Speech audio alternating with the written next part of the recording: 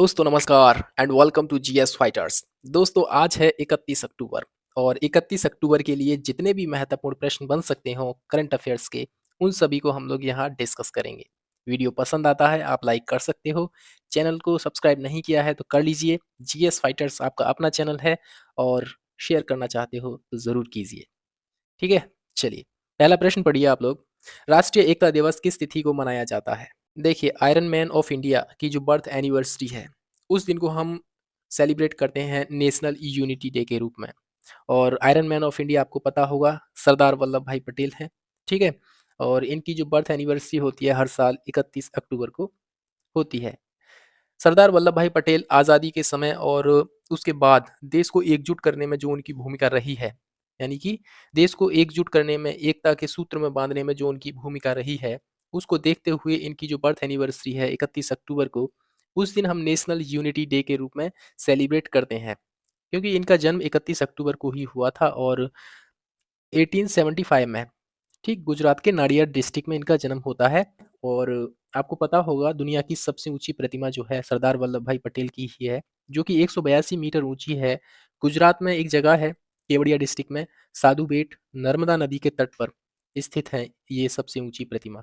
ठीक है, तो ये चीज़ याद रखिए। और सरदार की उपाधि इनको गांधी जी के द्वारा दी गई थी। एक्चुअली जब बारदौली सत्याग्रह हो रहा था 1927 में, तो उसमें जो सफलता मिली थी इनको, तो वहाँ की महिलाओं की ओर से गांधी जी के द्वारा ये उपाधि उनको दी गई थी सरदार की।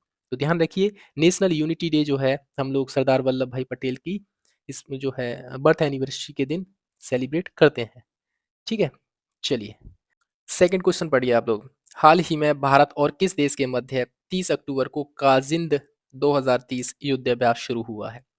देखिए, हमारे इस प्रश्न का सही जवाब जो है इस नाम में छुपा हुआ है, के ए जे यानी कि कजाकिस्तान और आई एन डी यानी कि इंडिया। ठीक है, इसको याद रखिए। कजाकिस्तान प्लस इंडिया दोनों के मध्य ये जो है युद्धाभ्यास शुरू हुआ है और ये 30 अक्टूबर से लेकर यानी कल शुरू हो चुका है और 11 नवंबर तक कजाकिस्तान के ओटार में इसका आयोजन किया जाएगा। सबसे पहला आयोजन जो हुआ था इसका 2016 में हुआ था। उस हिसाब से देखा जाए तो ये 7वां संस्करण है काजिंद का। ठीक है, काजिंद जो एक्सरसाइज है ध्यान रखिए इंडिया और कजाकिस्तान के मध्य होती है वर्ष 2016 से। ओके जी, चलिए अगला प्रश्न है हमारा, बन्नी उत्सव हाल ही में किस राज्य में मनाया गया? देखिए, ये बड़ा ही अनोखा उत्सव है क्योंकि इसमें 2 ग्रुप होते हैं और दोनों ग्रुप जो होते हैं, मान लो ए ग्रुप ये है और बी ग्रुप ये है। दोनों ही ग्रुप जो हैं एक दूसरे पर लठ मारते हैं, यानी कि लठ मार जो लड़ाई करते हैं ये लोग। और इसमें बहुत से लोग घायल भी हो जाते हैं। हालाँकि सेलिब्रेट किया गया था इसको इसी मंथ में और रावण दहन के दिन इसको सेलिब्रेट किया जाता है। आंध्र प्रदेश के कुर्नूल डिस्ट्रिक्ट में इसको सेलिब्रेट किया गया। बहुत से लोग घायल भी हुए, उनको डिस्ट्रिक्ट हॉस्पिटल में ऐसे एडमिट भी किया गया था और 1-2 लोगों की शायद मृत्यु भी हो गई थी। तो ध्यान रखना ये एक परंपरा है और ये परंपरा मनाई जाती है दशहरा के दिन आंध्र प्रदेश के कुर्नूल डिस्ट्रिक्ट में। ठीक है? चलिए। नेक्स्ट क्वेश्चन है हमारा, हाल ही में फाइनेंशियल एक्शन टास्क फोर्स यानी FATF ने किस देश को अपनी ग्रे लिस्ट से बाहर निकाला है? देखिए, ग्रे लिस्ट और एक होती है ब्लैक लिस्ट, यानी FATF की 2 ही लिस्ट होती हैं। एक है होती है ग्रे लिस्ट, ठीक है? और एक होती है ब्लैक लिस्ट। ब्लैक लिस्ट में अभी फिलहाल में 2 कंट्रीज़ हैं। एक तो ईरान है, दूसरी है नॉर्थ कोरिया। ठीक है, 2 कंट्रीज़ ये हो गए। और FATF की ग्रे लिस्ट में काफ़ी सारी कंट्रीज़ हैं। उनमें से अल्बानिया को अब ग्रे लिस्ट से बाहर कर दिया है। FATF की बात करें तो हम लोग, इसकी स्थापना होती है वर्ष 1989 में G7 ग्रुप के द्वारा। और आपको पता होगा G7 जो ग्रुप है उसमें उसकी जो स्थापना होती है 1975 में इसकी स्थापना होती है और FATF का गठन होता है 1989 में। इसका हेडक्वार्टर आपको पेरिस में मिल जाएगा। और FATF का जो मुख्य कार्य होता है वो मनी लॉन्ड्रिंग और टेररिस्ट एक्टिविटी को फाइनेंशियल प्रोवाइड एड पहुंचने से रोकना होता है। ठीक है, जो एजेंसी या जो देश टेररिस्ट को बढ़ावा देते हैं और मनी लॉन्ड्रिंग को बढ़ावा देते हैं, तो उनके खिलाफ ये एक्शन लेता है। ठीक है, FATF financial action task force. Bharat जो है 2010 में इसका सदस्य बनता है FATF का। ओके, चलिए।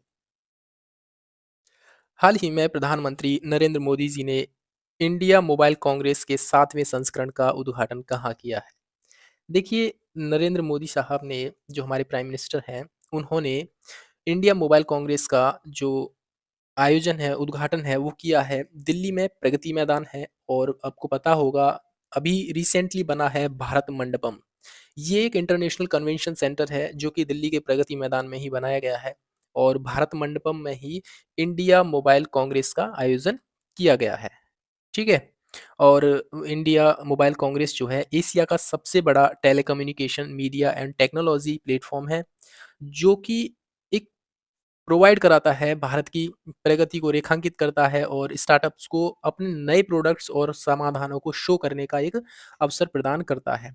ठीक है? इंडिया मोबाइल कांग्रेस जो है संस्करण, ध्यान रखना 7वां संस्करण था इंडिया मोबाइल कांग्रेस का और ये दिल्ली के प्रगति मैदान में इसका उद्घाटन किया गया है। ठीक है जी? चलिए, हाल ही में भारतीय सेना के द्वारा चाणक्य रक्षा संवाद 2023 का आयोजन किया है। आपको बताना है कहाँ पर किया है? श्रीनगर में, लद्दाख में, दिल्ली में और या शिमला में। देखिए, चाणक्य रक्षा संवाद जो है, ये जो है टेररिस्ट एक्टिविटीज़ के खिलाफ देशों को एकजुट एक मंच पर लाने का प्रयास करता है और भारतीय सेना के द्वारा आयोजित इस तरह का यह पहला प्रयास है। और दिल्ली में एक और कन्वेंशन सेंटर है जिसको हम बोलते हैं doctor Ambedkar international convention centre, वहाँ पर इसका आयोजन किया है। और ठीक है, यानी कि ऑप्शन नंबर सी हमारा सही है। यह एक ऐसा मंच है जो वैश्विक रक्षा और रणनीतिक समुदाय के विशेषज्ञों को एक साथ एक मंच पर लाने का काम करता है। ठीक है? इस तरीके से, यानी कि देश की सिक्योरिटी से रिलेटेड जो मुद्दे होते हैं उन पर चर्चा करना, एक जैसी सोच वाले व्यक्तियों को एक साथ लाना, इस तरह का इसका काम होता है। ठीक। नेक्स्ट क्वेश्चन है हमारा, चीन के होंगझाओ में आयोजित एशियन पैरा गेम्स 2023 में भारत ने कुल कितने पदक जीते हैं? देखिए, अभी एशियन पैरा गेम्स समाप्त हुए हैं और भारत ने इसमें जो नंबर ऑफ मेडल्स हैं टोटल, वो हैं 111, यानी कि 111 जो टोटल मेडल हैं, जिसमें कि आपको मिलेंगे 29 गोल्ड मिलेंगे आपको। ठीक है? और 31 जो हैं सिल्वर मेडल मिलेंगे और 51 आपको ब्रॉन्ज मेडल मिल जाएंगे। और इस तरीके से भारत जो है मेडल टैली में देखा जाए तो 5वें स्थान पर रहा है। पहले स्थान पर जो है चाइना रहा है, दूसरे स्थान पर ईरान, फिर जापान और 111 मेडल के साथ भारत 5वें स्थान पर रहा है एशियन पैरा गेम्स 2023 में। और ध्यान रखना, एशियन पैरा गेम्स 2023 का ये 19वां संस्करण था। ठीक है? और आपको पता होगा कि सबसे पहले जो एशियन पैरा गेम्स हुए थे, वो अपने भारत में ही हुए थे 1951 में। इनका आयोजन किया था और फिर 1982 में भारत ने फिर से एशियन गेम्स का जो है आयोजन किया, यानी 2 बार अब तक एशियन पैरा गेम्स का आयोजन भारत में हो चुका है और प्रत्येक 4 वर्ष बाद इनका आयोजन किया जाता है। तो ध्यान रखिए, भारत जो है 111 मेडल के साथ 5वें स्थान पर रहा है। चाइना टॉप पर रहा, फिर उसके बाद ईरान, फिर जापान। चलिए, हाल ही में सरस आजीविका मेला का आयोजन हुआ है। आपको बताना है कहाँ पर हुआ है? सरस आजीविका मेला। देखिए, ये एक ऐसा मेला होता है जो ग्रामीण महिला स्वयं सहायता समूह को अपने स्वयं के द्वारा बनाए गए उत्पादों को बेचने, उनको बढ़ावा देने के लिए एक मंच होता है। और केंद्रीय ग्रामीण विकास मंत्रालय की एक पहल है जिसका नाम है दीनदयाल उपाध्याय योजना। ठीक है? डीडीवाई के तहत इस जो है मेले का आयोजन किया जाता है। जो ग्रामीण महिलाएं होती हैं, जो उत्पाद बनाती हैं, स्वयं के द्वारा बनाए गए उत्पाद जो होते हैं, प्रोडक्ट्स, उनको बेचने के लिए एक मंच प्रोवाइड कराता है ये जो सरस आजीविका मेला है। और इसका आयोजन हरियाणा के गुरुग्राम में आयोजित किया गया है हाल फिलहाल में। ठीक है जी? चलिए, नेक्स्ट क्वेश्चन है हमारा, स्टेट बैंक ऑफ इंडिया ने किसे अपना ब्रांड एम्बेसडर नियुक्त किया है? स्टेट बैंक ऑफ इंडिया, देखिए एसबीआई ने अपना ब्रांड एम्बेसडर बनाया है कैप्टन कूल को और कैप्टन कूल के नाम से फेमस हैं एमएस धोनी और एसबीआई ने इनको अपना ब्रांड एम्बेसडर बनाया है। एसबीआई की चर्चा करें हम लोग तो इसकी जो स्थापना होती है 1 जुलाई 1955 में होती है। ठीक है जी? इससे पहले 1955 से पहले इसका नाम इंपीरियल बैंक ऑफ इंडिया था। प्रेजेंट में इसका जो हेडक्वार्टर है आपको मुंबई में मिल जाएगा और जो इसके अध्यक्ष हैं दिनेश कुमार खारा, इनको भी याद रखिए, प्रेजेंट में एसबीआई के अध्यक्ष हैं। ठीक है जी? चलिए, तो ये था हमारा 31 अक्टूबर के लिए करंट अफेयर्स का छोटा सा सेशन था। इंपॉर्टेंट क्वेश्चंस को ही हम लोग यहाँ पर डिस्कस करते हैं। ठीक है? और वीडियो पसंद आया आप लाइक कर सकते हो और चैनल को सब्सक्राइब नहीं किया है तो कर लीजिए। जीएस फाइटर्स आपका अपना चैनल है। तो चलिए फिलहाल इस वीडियो में इतना ही। अपना और अपनों का ख्याल रखिए। जय हिंद, जय भारत।